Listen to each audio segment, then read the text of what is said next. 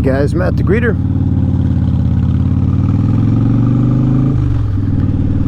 Hauling precious cargo today.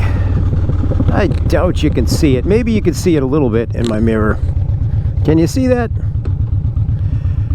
That's a beautiful night.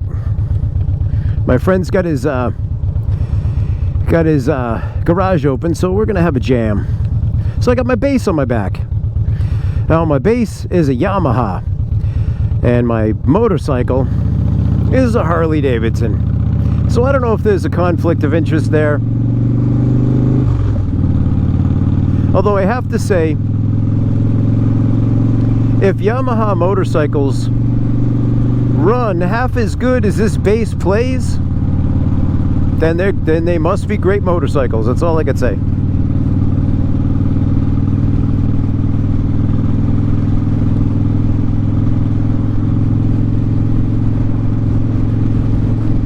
It's been a pretty impressive bass. You guys know about the Bug Smasher. Maybe I'll talk a little bit about the bass I have on my back. So, stop me if you've heard this one before. But I started playing bass probably around the year 2000-ish, maybe around then, maybe give or take. Yeah, I mean, it wasn't much earlier, if it was earlier. So it's definitely 2000 or later. And so I said this before, but I was playing a little bit of music with some guys that I met at work. And they were all really good guitar players. And one of them was a really, really good drummer.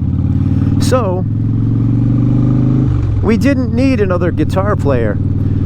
Let alone one of my lesser caliber. So we thought if we do a little recording, it might be fun to have a bass. And I thought, well, since I'm the low one on the totem pole, maybe I'll pick up a cheapo bass. And you know, just you know, for jams, I could play the root note or whatever, and while the other guys solo on the guitar, because they really are much better. So I went to a music shop down in Kingston, Massachusetts. So I didn't want to get a flashy one, and I didn't want more than 4 strings. People weren't really publicly playing you know, 5 and 6 string basses much yet. They certainly were, the players were certainly out there, absolutely, but it wasn't like you see today. So 4 strings was what I thought I could handle. And you know, I had played on a friend's bass before, and it was pretty good. You know, it was fun. There was no amplifier, so it was just, you know, whatever. But I said, whichever one feels the best to me, most comfortable, regardless of the color. So I don't know why I do that to myself. Why do I have to put a thing on it? But I put a thing on it and said, regardless of the color. Well, the bass that I picked up, that fit the price and was the most comfortable to me, happened to be like a purplish color, like a cranberry-ish purplish color, and it was a Yamaha, and it just felt. I was like, I think this is the one. So I bought it. It wasn't very expensive, but it wasn't cheap for me then. I was living paycheck to paycheck, so I think my taxes must have come back or something. So it was probably $240, which was a lot of money for me back then. But you probably know that's not a lot of money for a good instrument. So anyway, I picked it up, brought it home, and as soon as I really started to mess around on it, I was like, this is it. This is what I should have been playing this whole time. It made sense to me. It just felt right. You know what I mean? The thick strings, the fat strings.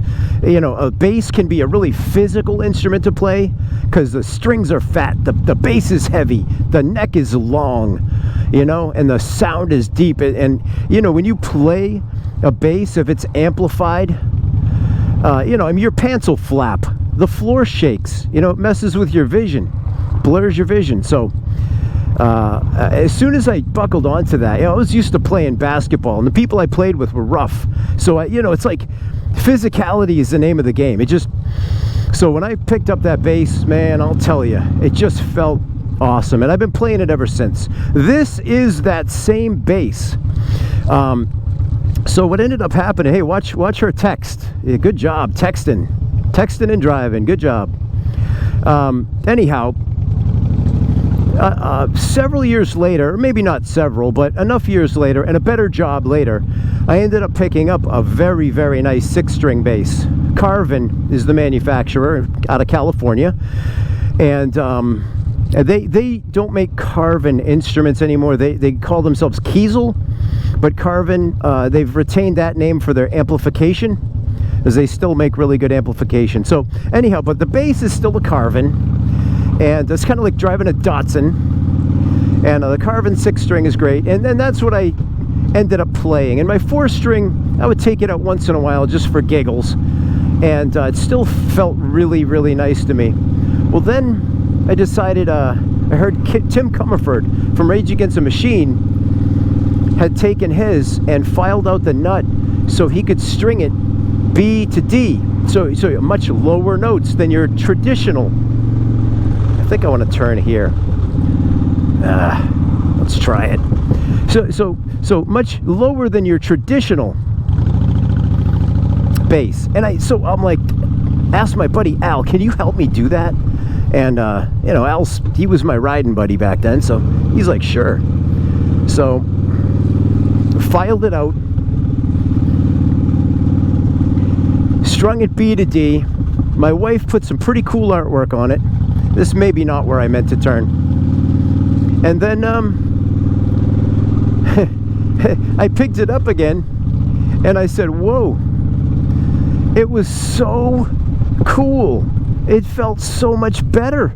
I said, what is this? It became my go-to. Boy, oh boy, where do I want to go? I think I want to go that way. I know, I shouldn't be lost. I kind of know where I am. But I pulled down the wrong street. So anyhow, that's the story of how I ended up with the bass I currently have on my back. Just simple. Some call it fate. I don't know. I think sometimes when you're born to play something, or just born to do something, then it just finds you. You know what I mean? I don't know. And that's what happened. So that's how I come to be riding a Harley Davidson and playing a Yamaha. And that's it. And I'm lost. So so what I'm gonna do is see if I can find my way back to the, ooh, wait a minute, find my way back to the regular road and get home. Is that a street? Nope, that is not a street. Alright guys, I'm gonna let you go. Matt the Greeter. I'm gonna babble incoherent because I don't know where I am, and I'll talk to you very soon. Okay? Alright, bye.